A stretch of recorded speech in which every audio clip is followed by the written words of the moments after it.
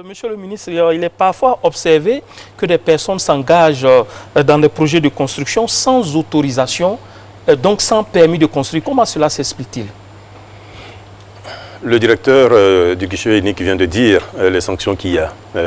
Et les textes en Côte d'Ivoire sont connus. Il faut savoir que le permis de construire est obligatoire pour toute construction, pour toute démolition.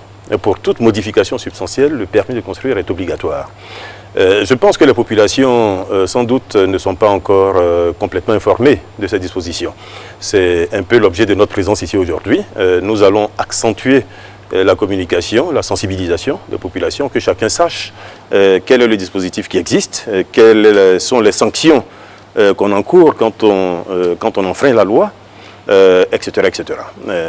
Maintenant, ceux qui malgré tout cela, enfreignent quand même la loi, on vient de le dire, les sanctions sont relativement lourdes. 12 500 à 25 000 francs le mètre carré, et ça c'est en régularisation. Mais sinon, la sanction peut aller jusqu'à la démolition de l'ouvrage qui était en construction.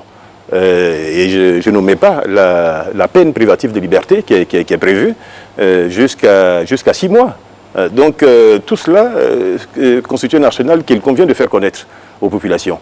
Et puis, je pense que la chose à faire savoir avant tout cela, c'est la sécurité qu'apporte le permis de construire. La sécurité économique, parce que c'est un bien qu'on est en train de construire, c'est un bien qu'on souhaite ensuite exploiter, etc. Donc il y a cette sécurité économique et la sécurité physique, puisqu'on va habiter par exemple dans une maison, et il est bon dès le départ de savoir que cette maison réunit toutes les conditions pour y habiter en bonne sécurité. Augustin Couillon. Alors, Monsieur le ministre, vous avez dit tout à l'heure que le permis de construire est obligatoire pour toute construction. Et que dites-vous de ceux qui construisent en zone rurale sans permis de construire? Et ils sont très nombreux.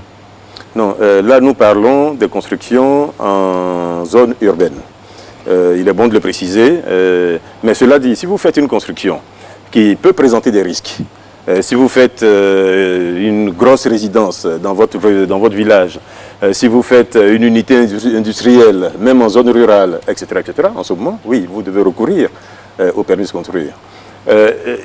Il faut savoir que nos textes mettent un plancher.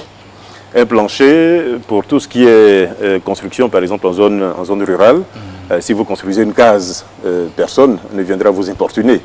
Mais par contre, comme je l'ai indiqué tout à l'heure, à partir du moment où vous construisez un bâtiment qui peut présenter des risques à la construction ou qui peut poser des problèmes par rapport aux servitudes d'assainissement, d'urbanisme, etc., en ce moment, vous êtes tenu de demander une autorisation pour construire. Mais la Côte d'Ivoire s'urbanise assez vite. Et parfois, certains villages, des gros villages qui très rapidement sont devenus des communes, des sous-préfectures. Est-ce qu'il y a un rattrapage pour ceux qui ont déjà construit sans permis?